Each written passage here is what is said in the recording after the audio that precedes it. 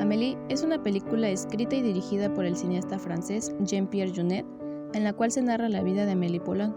La infancia de esta pequeña estuvo limitada, pues a raíz de que su papá le diagnosticó una supuesta enfermedad del corazón, Amélie estuvo privada de establecer relaciones con otros niños.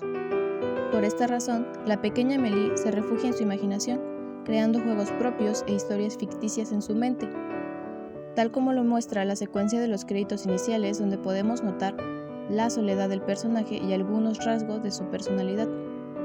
Cuando crece, Amélie decide partir de casa de su padre para vivir de forma independiente. La jovencita de 23 años consigue trabajo en el Café Dos Molinos, en donde sirve como mesera al lado de Gina, Georgette y Suzanne, quienes forman parte de los personajes secundarios, junto al exnovio de Gina, un escritor sin éxito, y una sobrecargo, dueña del gato que acompaña a Amélie en algunas escenas posteriores. Un día, mientras Amélie ve por televisión la noticia de la muerte de Lady Di, descubre por accidente una pequeña caja roja en donde están guardados objetos y juguetes. Conmovida, Amélie se da la tarea de encontrar al dueño del tesoro, acción que la llevará a desarrollar una versión de heroína justiciera que se encarga de ayudar a los demás a encontrar la felicidad. Algunos de los aspectos característicos que hacen de esta película una gran obra del cine son el uso del narrador, que se presenta como parte del sonido extradiegético, la paleta de colores, la musicalización, los movimientos de cámara, el uso de planos y el montaje. Desde los primeros minutos de la película podemos notar escenas cortas que dan un cierto adelanto del dinamismo que tendrá la historia. Además, la presentación de los personajes se realiza a través del narrador, quien nos cuenta los gustos y disgustos de los mismos. Esto se refuerza por las escenas en blanco y negro donde los personajes están haciendo lo que les apasiona, una técnica para el montaje dramático, la cual podemos notar cuando se presentan los personajes de los dos molinos, la cafetería que sirve como espacio para establecer las relaciones entre los personajes. En diversas partes de la película, como por ejemplo en la presentación de los padres o compañeros de trabajo de Amélie, el director suele usar una especie de zoom que brinda dramatismo y permite acercarnos a los personajes. Así podemos ver su sentir y su personalidad a través de las expresiones faciales que se pueden notar con los planos cerrados y primeros planos a los rostros. Esta técnica empleada por el director nos brinda mucha información sobre cómo es el personaje, ya que los diálogos no predominan en la película y es el narrador quien nos cuenta la historia en presente a manera de hacernos cómplices de lo que acontece. Las escenas cortas predominan a lo largo de la película y dan un ritmo analítico que se traduce en dramatismo. El ritmo analítico de la película está acompañado, como ya dijimos, del narrador, pero también de la banda sonora. La música que se utiliza a lo largo de la película nos ayuda a ubicarnos en Francia y hace que pensemos en este lugar como un espacio mágico lleno de imaginación, aventura y romanticismo. La música, principalmente de acordeón, se presenta como parte de los sonidos extradiegéticos y nos ayuda a crear un espacio dramático que nos remite a la vida imaginativa y fantasiosa de Amélie. Un aspecto que caracteriza a la protagonista principal, puesto que ella es una chica introvertida que se esconde en su imaginación y prefiere vivir el mundo a su manera antes de enfrentarse a la realidad. Por ello vemos que cuando Amélie está de buen humor o realiza acciones para ayudar a los otros, la música de acordeón se escucha más feliz y con energía, mientras que cuando se encuentra triste, se utiliza música más lenta y crea un espacio nostálgico. Por otro lado, el color también es un aspecto importante a la hora de analizar esta película. En el fabuloso destino de Amélie Poulain predomina una paleta de colores cálida que nos ayuda a crear la atmósfera del mundo de Amélie, a excepción de la secuencia cuando va a buscar a Nino a la tienda de objetos sexuales, pues ahí predomina una paleta más fría con colores más azules. Esto se debe a que al ir a este lugar, Amélie está saliendo de su zona de confort. En general, en la película predominan los colores rojo y verde con tonalidades saturadas. El color rojo está asociado al amor, a la ternura y pasión. Este color es esencial en la película puesto que la protagonista siempre lo viste.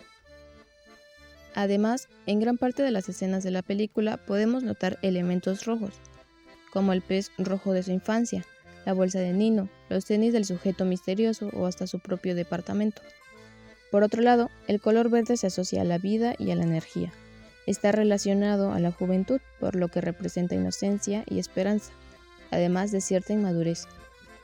Algo curioso es la forma en cómo se usan estos colores en el espacio, puesto que en espacios públicos, como la estación de tren o la cafetería, las tonalidades son verdes, mientras que en el espacio privado tienden a tonalidades rojas, por ejemplo, su habitación.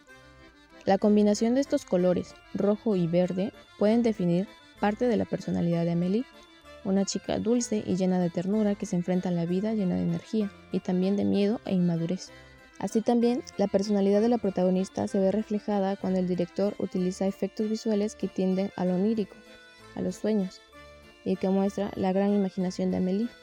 Por ejemplo, cuando toma fotos con su Kodak, cuando sus pinturas hablan o cuando el cerdo apaga la lámpara.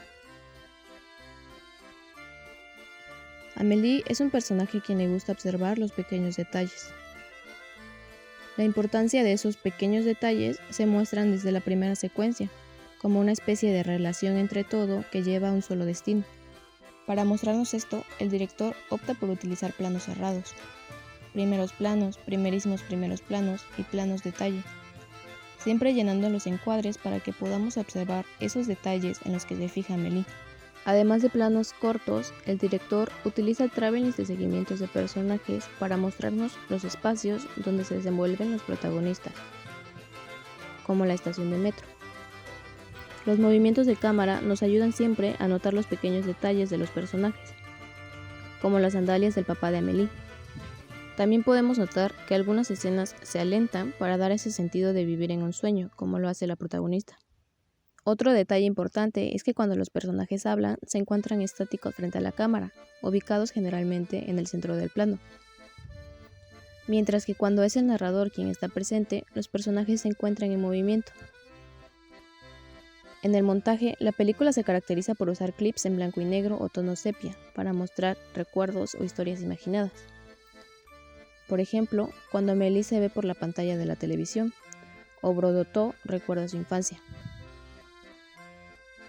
En este sentido, la televisión representa un elemento importante dentro de la película, puesto que los sueños o ideas de los personajes se ven reflejadas en la pantalla, y a través de esta pantalla se conecta el espacio del personaje con su imaginación. El montaje en blanco y negro funciona para dar dramatismo a la historia y nos ayuda a identificar que se trata de un sueño o una vuelta al pasado a través de un flashback.